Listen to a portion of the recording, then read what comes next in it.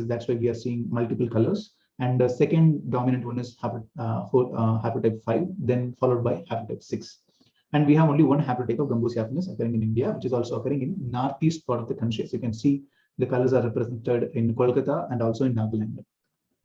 Whereas the entire South India and also some places in North India actually harbors 𝘎𝘢𝘲𝘖𝐻𝑢𝑑𝑟𝑢𝑘𝑖. And so what we figured out from the study so far here is that we know that there is only one haplotype occurs in Italy, and in India there are more than one haplotype, so which indicates that there could be a multiple introduction that actually happened. For example, take haplotype number 6, which occurs in many places in India, but it only occurs in Portugal, in Europe. So the introduction could have even come from there, or there could be even direct introduction from USA to India itself. And so then we used microsatellite primers. We used 8 different primers to understand the microsatellite the genetic diversity of Gambusia species. So in this case, we are only using Gambusia 𝘎𝘢𝘗𝘪𝘢. So we went ahead and did genotyping for all the samples, and this is the data sheet. That's how it. This is the scoring of the data, and then this is the entire output.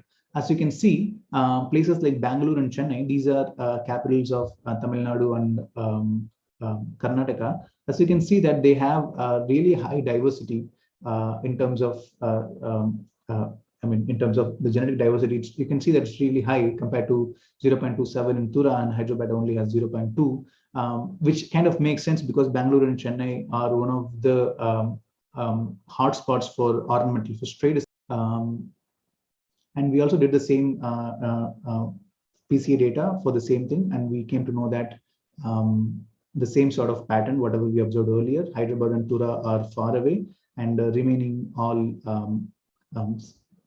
locations are clustering together, indicating a high genetic clustering, and indicating that there is a back and forth interaction scenario actually happened between these locations in the country. And we also went ahead and did a structure model, and so this is how the data look like. And as you can see, what structure is actually trying to tell is that it's trying to refine the data as much as it can, and also at the same time clustering it together. So in terms of admixture model, we assume that the populations are mixing, which makes sense because it is not an independent introduction event. Rather, it is a multiple introduction event which got mixed back and forth due to human intervention. And no admixture model assumes that there is no connection between any of the population that exist in the country, which is not true. So, but just to make sure that we run both the models, and as you can see that no admixture model gave the value of 3 and admixture model gave the value of 9. So in terms of no admixture model, the value K3 don't explain what we actually earlier saw, because it's saying that Chennai is not very highly diverse population, but we know that it is not true, because in terms of haplotypic diversity also, we know that Chennai is a highly diverse place because we found all 3 haplotypes which occurs in India in Chennai also. So no admixture model is not a suitable model to explain this scenario, but admixture model is. As you can see, case equal to 9 is the ideal data that it actually suggested. And you can see that Bangalore and Chennai is highly diverse. That's why you're seeing multiple colors showing that multiple unique alleles occurring in the population. Meanwhile, you can see Tura and Hyderabad are places where you can see less diversity. That's why you are seeing majorly dominated by only one color. So now that being said, it is indicating now that Gambusia species in India overcome the genetic bottleneck effect.